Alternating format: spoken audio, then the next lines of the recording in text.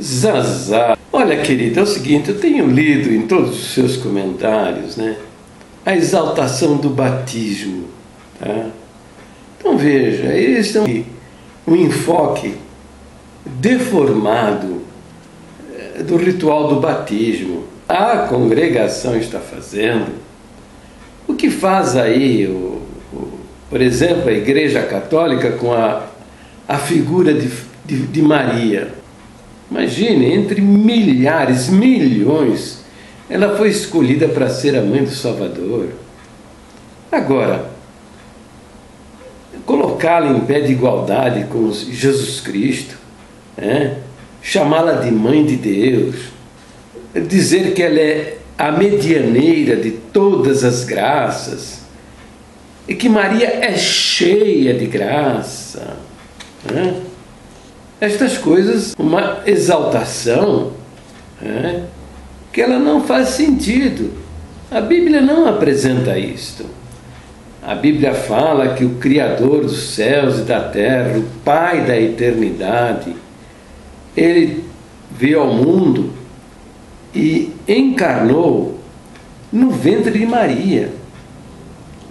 Então ela foi mãe da humanidade de Jesus Cristo. Quando a gente faz estas observações para um católico romano, ele fica indignado, sabe? Ele acha que a gente está desqualificando a pessoa de Maria, quando de fato não é isso. A gente está colocando esta pessoa muito especial, extraordinária, né, digna de todo o nosso carinho, respeito e admiração, no seu devido lugar. É mais ou menos isso que você está fazendo com relação ao batismo. Esse verso que você frequentemente cita e no qual a maioria das seitas levantam a doutrina do batismo salvífico, né? Marcos 16, que diz: quem crer e for batizado será salvo, mas quem não crer será condenado. É insuficiente para você levantar uma doutrina como o batismo. Por que ele é insuficiente? É porque ele é único, ele é singular, né? E contraditório. Se você usa ele como fundamento para uma doutrina, ele é contraditório com várias partes, várias porções da Escritura, dezenas de versos das Escrituras, dezenas de episódios que mostram as pessoas salvas sem o batismo. Entendeu? Então, a Bíblia não é para ser usada dessa maneira. Se você faz doutrinas, constrói doutrinas desta maneira, você torna a Bíblia contraditória, torna a Escritura um livro confuso, sabe? E a Bíblia não é contraditória e confusa. Contraditória e confusa está a sua cabeça e o ministério da congregação por não ter respeito com as Escrituras, sabe? E fazer uma grande salada de frutas. Aquela sopinha de letrinha que a vovó fazia para você, Zazá, sabe?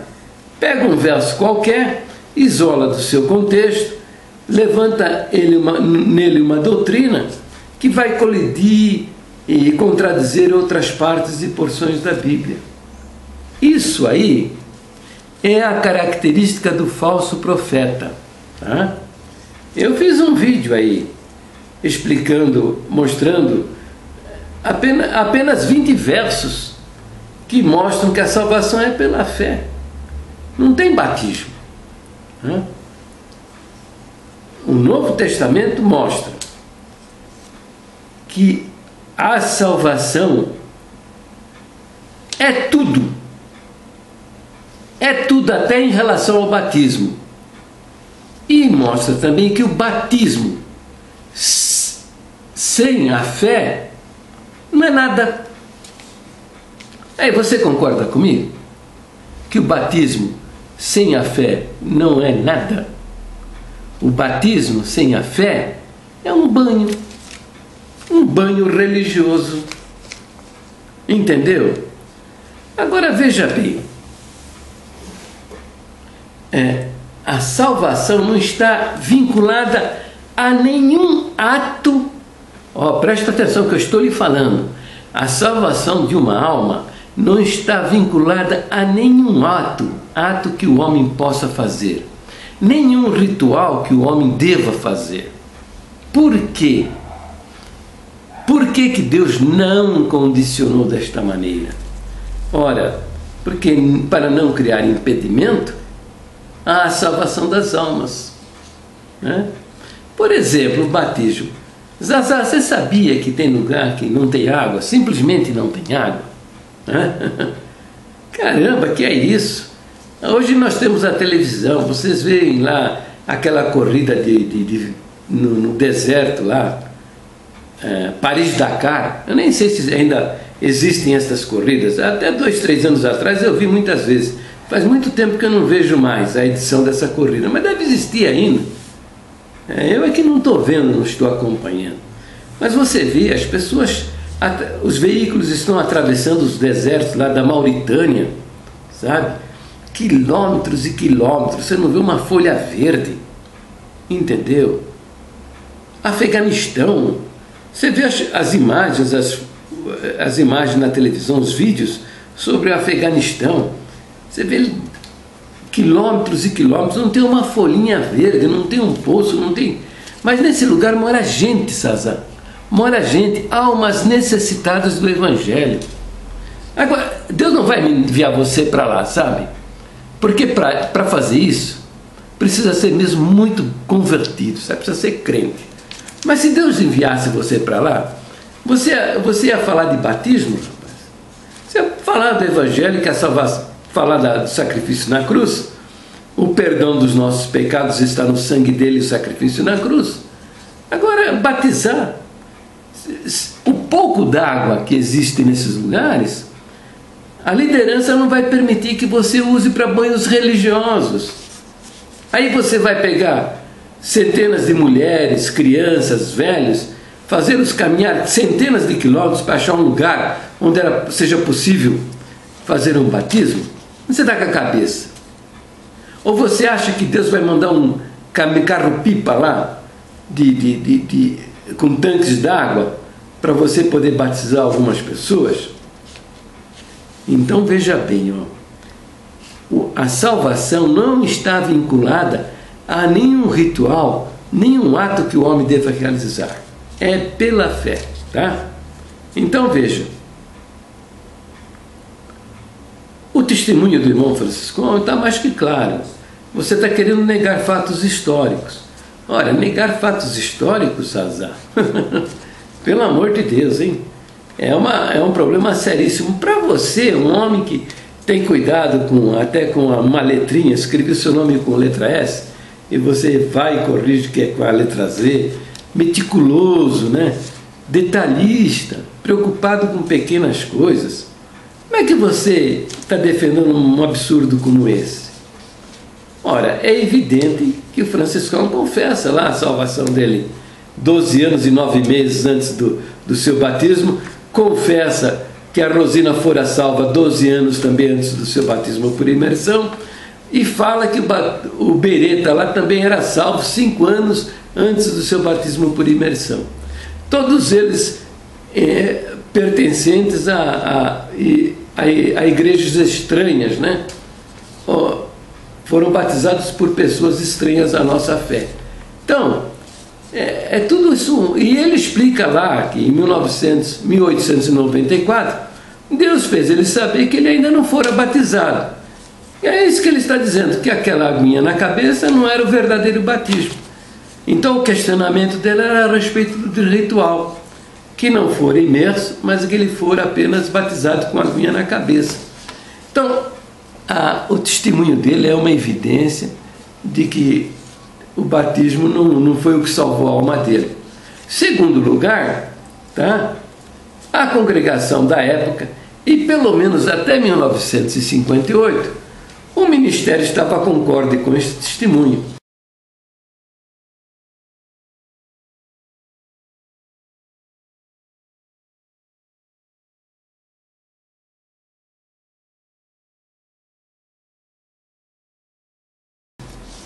E, em terceiro lugar, se o Franciscão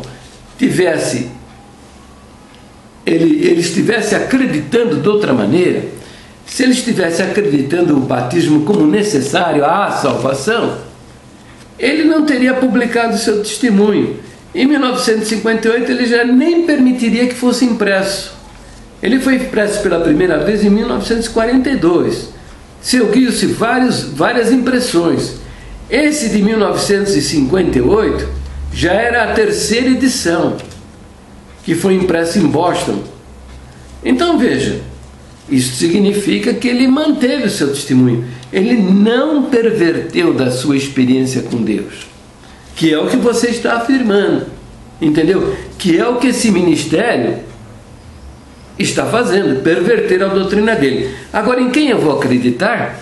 Nesses documentos históricos ou nesse ministério pervertido, tá? Que além de perverter a doutrina, ainda perverter o próprio testemunho do irmão Franciscão, porque ele mandou publicar esse testemunho como histórico de uma ramificação da obra de Deus. Quando ele está dizendo ramificação, histórico de uma ramificação, ele está dizendo que o grupo que ele reuniu e que recebeu o nome de congregação cristã é uma parte da obra de Deus. Com isso ele está dizendo que os presbiterianos também são parte da obra de Deus, os metodistas parte da obra de Deus, os batistas parte da obra de Deus, a Assembleia de Deus parte da obra de Deus. Então você está aí com essa conversa toda aí e querendo enrolar a gente defendendo o batismo. Ninguém está desconsiderando o batismo, meu filho. O batismo é importantíssimo na vida cristã. Agora, não precisa fazer isso que você está fazendo. O que você está querendo? Que a pessoa precisa batizar? Você está dizendo que a gente precisa ficar falando para pessoas que ela precisa batizar? Ora, o convertido, aquele que realmente creu, ele não precisa falar nada disso, ele vai obedecer. Por que ele vai obedecer ao batismo? Por que ele vai aceitar e vai se submeter ao ritual do batismo?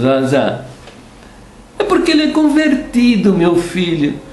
Porque se ele não for convertido, não adianta você ficar pregando batismo para ele, porque ele vai batizar, mas não vai se salvar, vai perder a alma, vai para o inferno. E vai ser um camarada, ele vai ser um religioso, sabe? Ele vai cumprir os mandamentos lá dos anciãos, aquela listona, cheia de nãos, não pode isso, não pode aquilo, não pode aquilo outro. Mano. O coração é velhaco, Zazá, é um coração velhaco. Não ouve a palavra de Deus, não aceita a palavra de Deus, entendeu? Ouve a palavra de Deus e espanca a mulher, é mentiroso, falso, hipócrita, entendeu? Então, isso aí é o que você está querendo defender, meu filho. Ninguém está desqualificando o batismo. O batismo tem o seu lugar na vida cristã. A ele deve se submeter somente aqueles de fato que creem de fato no Senhor. Não acredito de boca. Você está vendo aí no site quanta gente aí que eu meto o pau e que o cara está com conversa mole, diz que acredita, que é crente, mas não é nada, é conversa mole. É um homem religioso, mas quando de fato colocar as palavras do Senhor Jesus em prática, observá-las e acreditar nelas, nada disso, conversa mole. Tá? Chega a ser imoral essa gente. Tá? Além do que, a nossa doutrina diz claramente que a regeneração ou o novo nascimento só se alcança pela fé em Jesus Cristo. Agora não, você está pregando aí que precisa batizar. Precisa batizar, você está pregando. Então, na realidade, quem é crente da congregação, meu filho, sou eu. Você não é crente da congregação, você está iludido. Essa cambada aí de bandoleiros do Evangelho, tá? Viu? São também, todos eles, não são da congregação, são falsos profetas enfiados aí, e enfiaram a Irmandade dentro de uma grande contradição, tá? A nossa doutrina não diz isso. Quinto ponto de doutrina: a regeneração ou o novo nascimento só se alcança pela fé em Jesus Cristo. Mais nada, mais nada. Estes versos que contradizem estas minhas afirmações, eles têm outras explicações. Então você não você precisa observar, a Bíblia tem harmonia. Por exemplo, lá em Mateus 24, lá no sermão escatológico de Jesus, quando ele responde às perguntas dos discípulos, né? Esse templo maravilhoso, o que será dele? Estão perguntando sobre o futuro da nação de Israel. E lá, entre várias coisas, lá no capítulo 24 e 25 de São Mateus, ele fala que aquele que perseverar até o fim será salvo. Ora, mas ele está se referindo à nação de Israel, respondendo perguntas a respeito do futuro da nação de Israel.